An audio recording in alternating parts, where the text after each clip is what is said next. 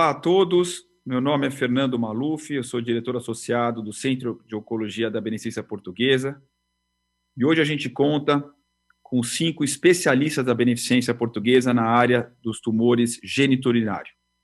Nós temos o Dr. Fábio Cater, nós temos o Dr. Fábio Schutz, Dr. Ricardo Carvalho, doutora Karina Abraão e doutora Camila Yamada. Para mim, em termos de time de uro-oncologia, o time mais reputado do país. E esses especialistas vão hoje comentar, que representam a uro-oncologia da BP, os trabalhos mais importantes na área dos tumores geniturinário, incluindo bexiga, rim e próstata. E a gente começa então com o Dr. Fábio Cater, super especialista na área, que vai comentar do estudo Javelin, que foi o estudo da sessão plenária da ASCO, apresentado por um amigo querido, Dr. Tom Pauls. Fábio, comente do Javelin os dados mais importantes e se esse resultado ele é practice changing ou não. Perfeito, olá a todos. Que bom que a gente está reunido podendo discutir isso, justamente com pessoas extremamente focadas nas áreas. E acho que realmente, Fernando, o Javelin Bladder 100 é o estudo, sessão plenária da ASCO, e que mereceu, com todo louvor, ser apresentado na plenária da ASCO. E esse estudo, Fernando, é um estudo de manutenção após primeira linha para câncer de bexiga.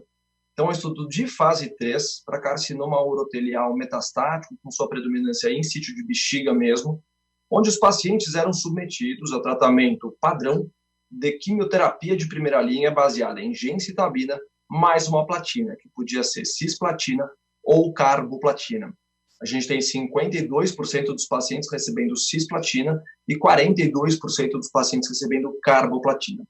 Esses indivíduos eram submetidos a 4 a 6 ciclos dessa quimioterapia e se eles tivessem obtido resposta completa, parcial ou doença estável, eles eram então randomizados após 4 a 10 semanas dessa melhor resposta para receber avelumab, um anti-PDL1, a cada 2 semanas até progressão, ou então ser observados no braço de placebo. O follow-up mediano desse estudo ainda é curto, da ordem de 19 meses em média para os 2 grupos, onde o endpoint primário do estudo foi sobrevida global na população ITT, na população geral, e ou a sobrevida global na população autoexpressora para PDL1. Então, como eu já havia dito, como características dos pacientes, 51% desses indivíduos apresentavam autoexpressão pelo anticorpo do avelumab, que é o Ventana 263, e esses indivíduos, como eu disse, eram representados aí em 51% da amostra, tá? Endpoint, sem mais delongas, endpoint primário atingido, sobrevida global para a população geral, dado como 21,4 meses para quem tinha recebido avelumab de manutenção, versus 14,3 meses para o grupo placebo. Um hazard ratio de 0,69, uma redução do risco de morte da ordem de 31%, com P estatisticamente significante. Além disso, a gente, como co-endpoint primário, a sobrevida global da população autoexpressora PDL1 não foi alcançada no grupo que usou avelumab e foi de 17,1 meses para a população que recebeu placebo, com hazard ratio menor ainda, de 0,69 para 0,56, 44% do risco de redução de morte para a população autoexpressora, P de 0,003, bem estatístico. Em termos de sobrevida livre de progressão, hazard ratio de 0,62, traduzidos em 3,7 meses para quem fez o Avelum, ou seja, quase 4 meses para progredir, versus 2 meses para a população placebo. Isso se refletiu também na população autoexpressora, 5,7 meses para progredir versus 2,1 meses. O estudo ele é positivo de uma maneira global para a população geral, não só para a autoexpressora. Quando a gente vê taxa de resposta, e todos os autores falaram, olha, toma cuidado, porque eram pacientes que já vinham de uma boa resposta na primeira linha, ela foi de 9,7% para quem usava o avelumab e ficou em 1,4% para quem estava no grupo placebo. Também uma taxa de resposta patológica completa de 6% e para a população PDL1, 9,5%. Como eventos adversos numa população que, enfim, teve melhor resposta, vai ser submetida a um novo tratamento, isso tem que ser considerado e foi eventos adversos, grau 3 e 4, de 47,4% para quem usou Avelo, versus 25,2%. 11,9% descontinuaram por toxicidade, o que é relativamente baixo. Do ponto de vista de efeitos adversos imunorrelacionados, hipotireoidismo foi o mais comum, e só 9% dos pacientes precisaram de corticoide.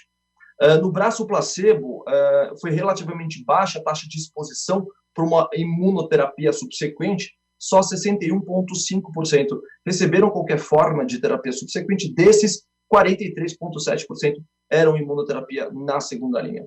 Portanto, como conclusão final, a incorporação da manutenção com a Avelumab após melhor resposta na primeira linha aumentou a sobrevida global na população geral, na população PDL1, e é o primeiro trabalho com ganho de sobrevida nesse cenário, com um valor histórico de 21,4 meses, que não foi apresentado em nenhum outro trabalho de fase 3 na primeira linha. Acho que esses são os dados mais importantes, e se, como o próprio Fernando perguntou, se muda a minha prática, provavelmente sim, irá mudar.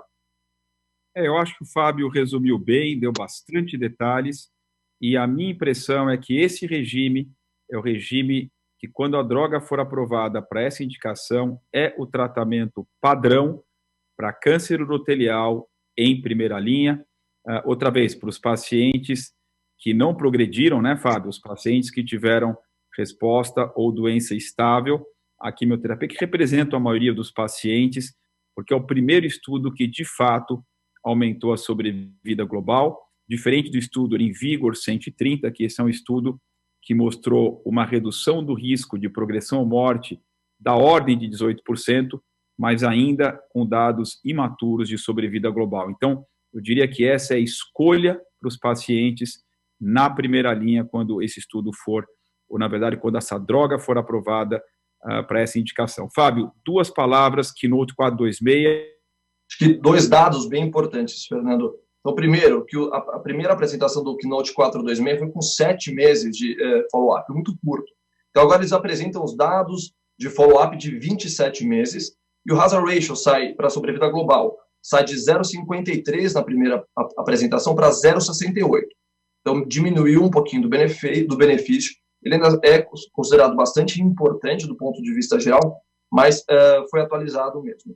E o que eu gostei do dado, né, não vou entrar mais em detalhes para a gente ser breve, é que a taxa de resposta patológica completa da combinação de um imunoterápico pembrolizumab mais um anti-VEGF, que é o axitinib, saiu de 5,8% para 9%.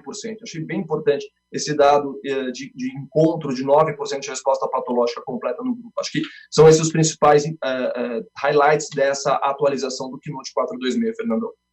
Resposta patológica ou resposta clínica completa? Resposta patológica, clínica, resposta clínica completa, desculpa. Tá bom. Muito bom. Passando agora, então, para a segunda linha, bexiga, e depois a gente vai pedir para a Camila atualizar a gente do estudo de adjuvância com a atezolizumab.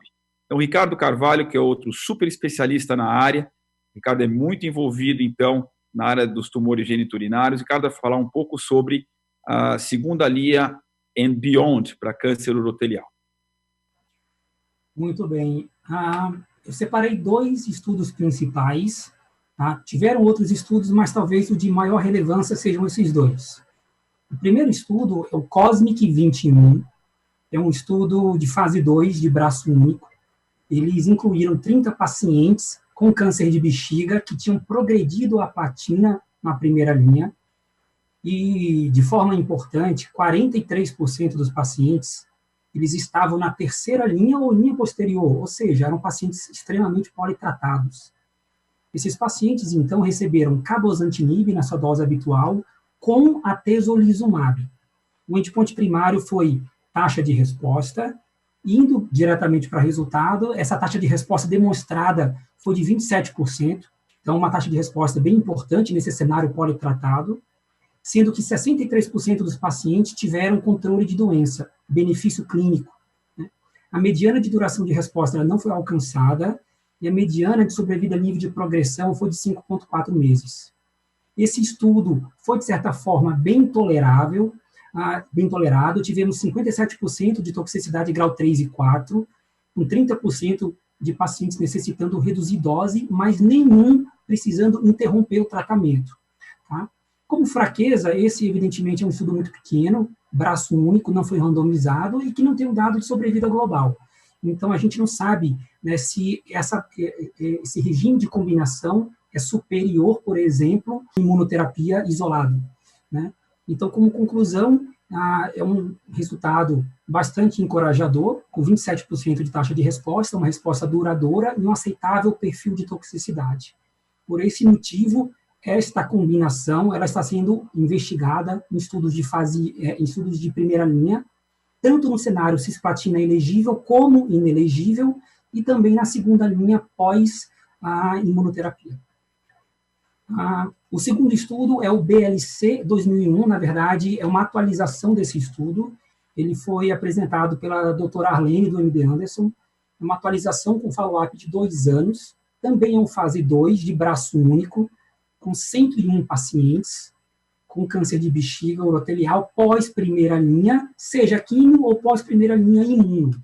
E, mais uma vez, 90% dos pacientes já tinham recebido pelo menos 2 ou mais linhas. Era obrigatório para esses pacientes a fusão ou mutação do FGFR. Então, esses pacientes eles receberam o erdafitinib, que é um inibidor do FGFR 1A4, tá? Lembrando que ele não inibe o VEGFR, o que é bom, porque teoricamente diminui a incidência de efeitos colaterais como sangramento, e receberam o erdafitinib na sua dose padrão, né? O endpoint primário foi taxa de resposta, e o endpoint secundário, sobrevida livre de progressão, sobrevida global e toxicidade. Indo para os dados de eficácia, a taxa de resposta foi de 40%, com 31% dos pacientes mantendo essa resposta em 12 meses. A mediana de duração de resposta foi de 6 meses, e a mediana de sobrevida global foi de 11,3 meses. Bastante semelhante no braço pós-químio, que foi 10,6 meses, e no braço pós-imuno, que foi 10,9. 50% dos pacientes estavam vivos em 2 anos. É um tratamento extremamente bem tolerável, entretanto, merece alguns cuidados, principalmente hiperfosfatemia. 73% dos pacientes tiveram hiperfosfatemia, e retinopatia, né, com 10% dos pacientes interrompendo o tratamento por toxicidade. Então, como conclusão, esse é um estudo que essa atualização demonstra a persistência da eficácia do erdafitinib com um follow-up aí de 2 anos, e é evidente que a gente precisa aí aguardar alguns estudos que estão em andamento, como o estudo TOR de fase 3, pós-primeira linha, que tem um braço de erdafitinib versus químio, e tem outro braço de erdafitinib versus imunoterapia. E também o TOR2, que é um estudo que está avaliando o erdafitinib no cenário mais precoce, que é naqueles pacientes com não músculo invasivo refratário a BCG. Então, foram esses 2 estudos que eu separei, tá, nesse cenário pós-primeira linha. Pembrolizumab e axitinib, então, é uma das opções padrão, baseado outra vez nos dados iniciais e agora na atualização do estudo do Keynote 426, para câncer de rim metastático de qualquer risco, seja favorável, intermediário ou desfavorável.